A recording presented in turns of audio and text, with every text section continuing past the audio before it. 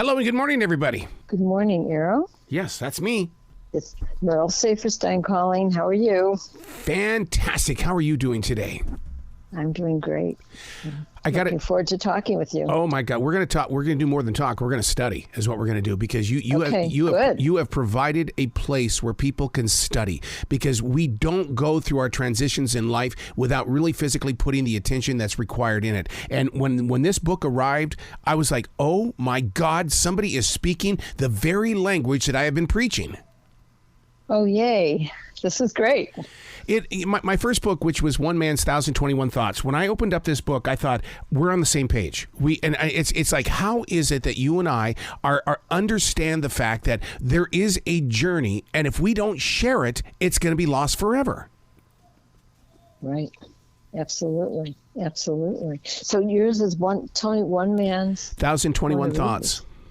Well, you don't want to read it. It's the dirt. It's about, becoming, you think that you are one person, you realize you're another, and it's all written in this book. And it's like to become an artist on canvas was like right there in 1997. And then because I'm a journal writer. I've been doing it since July of 1994. And it's like, why am I keeping this to myself? I am such a pig to keep it to myself. And I swear that's what I feel here in your book is that stop owning your life. It doesn't belong to you. It belongs to the future.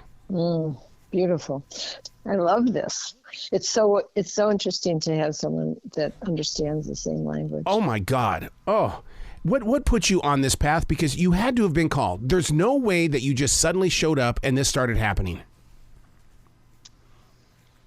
Well, for one, I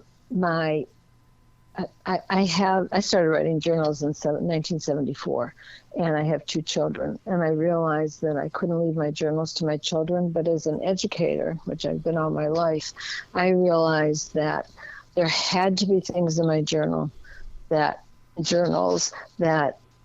share with my children. And I knew that my journals were for my eyes only, and that there were confidences of people in there, and things I could not share with them, nor did I want to.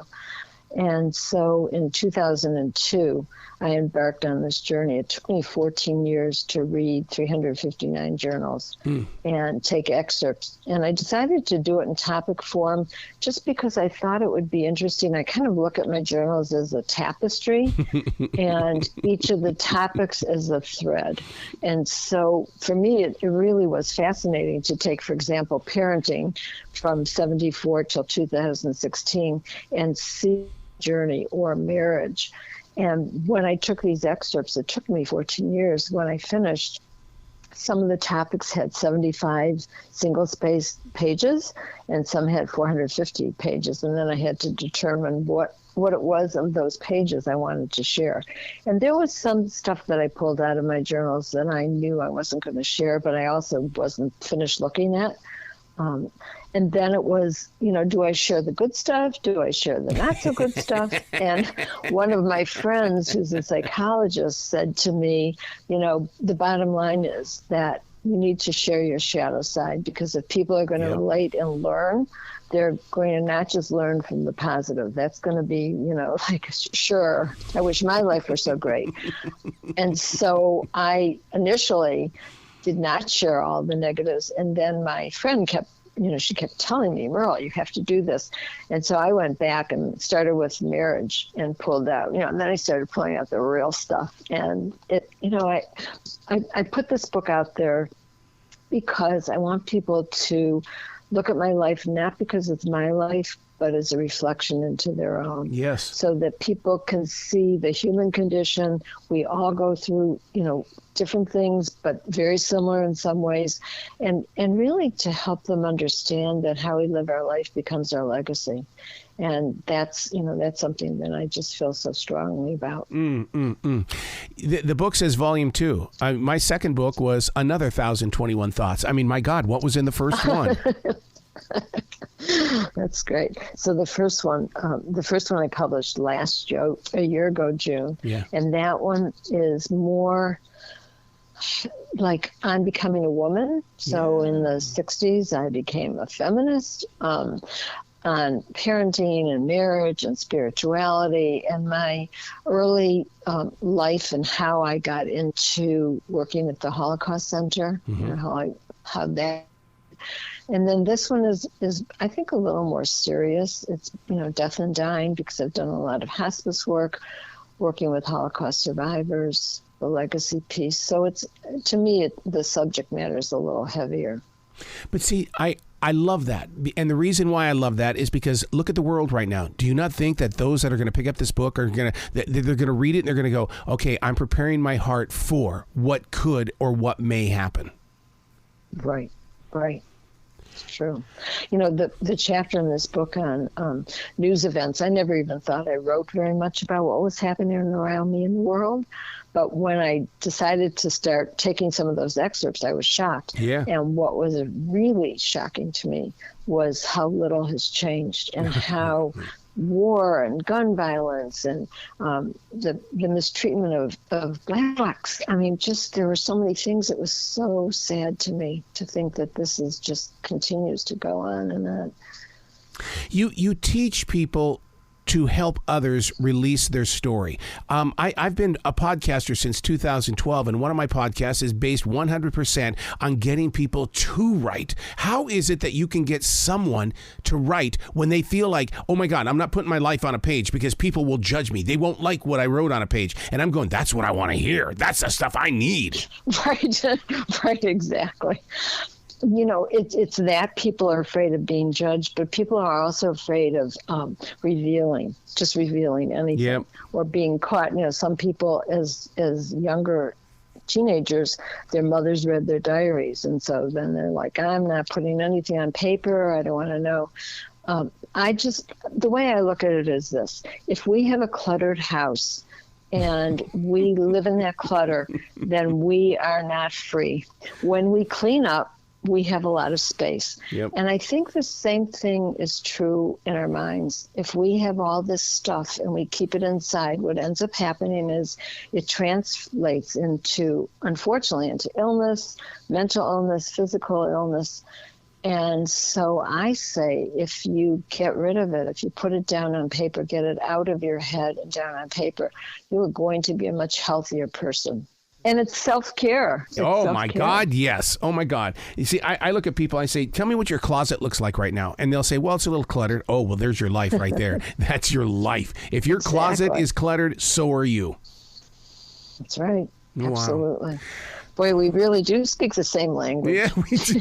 Well, I am a product or I came from the world of Julia Cameron. 1994, I was in. Me too. You too. See, that's okay. There you go. That says a lot. I mean, I was writing before Julia Cameron, but when I read that book, I started doing morning pages and realizing that that's a different kind of writing. That's really out of one's unconscious, and it's really stream of consciousness. Mm-hmm. So I, too, am a devotee. Yep. See, and it's books like this one that you've just released called Living and Leaving My Legacy. First of all, are you really leaving? Because, I mean, I don't believe that we ever leave. Do you feel like we are? Leave? You mean leave in terms of gone forever? Oh, my God. I just got a different version of that because of the way you just... Oh, my God. Like leaving, giving my legacy to you. Oh, my God. I took leaving as being, okay, well, I'm gone. Nice seeing you. Been a good time. Oh, no.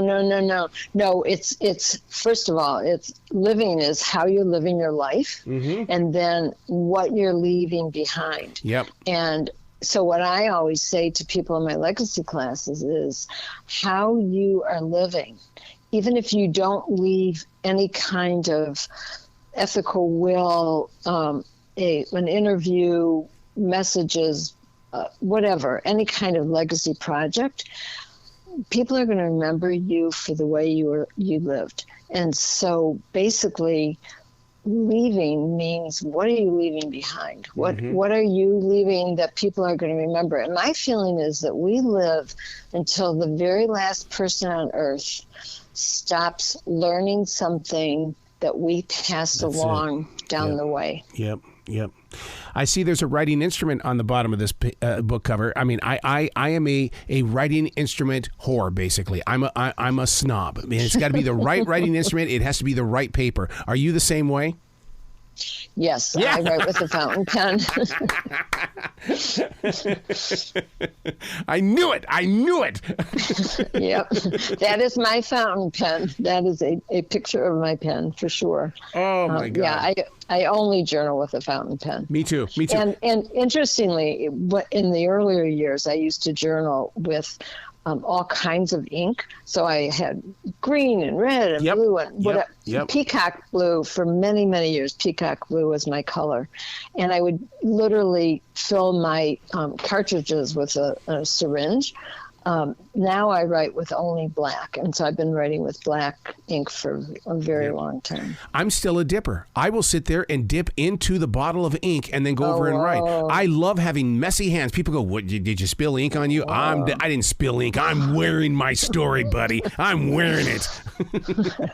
Wow, that's so interesting. How is it that we are in two completely different parts of the world, but we're speaking the same language when it comes to writing?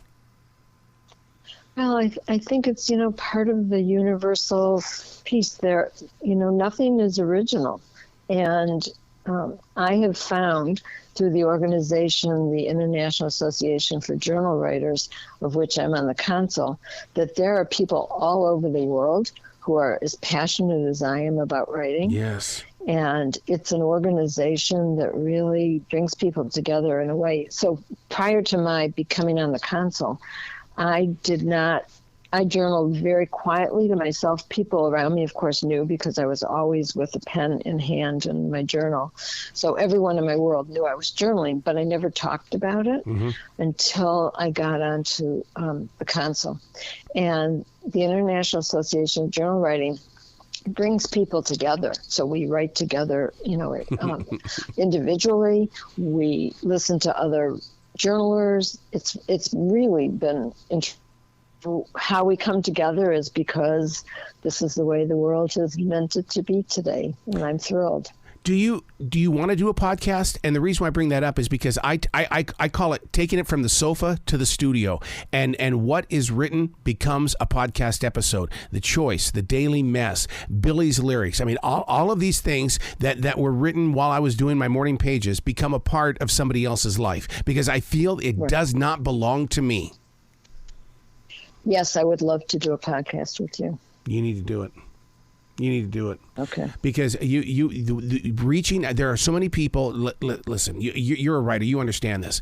How many people do you see in your heart that are sitting in their bedroom right now, they're putting stuff on paper, but they're hiding it in a box or they're throwing it away or it's up in the attic. And what they're living as a creative mind is it's haunting. It's so haunting. And when they learn to release it, they become a part of the community. Oh my God. This moment was meant to be. It really is. And oh my God, I'm just so blessed to have this opportunity to talk with you.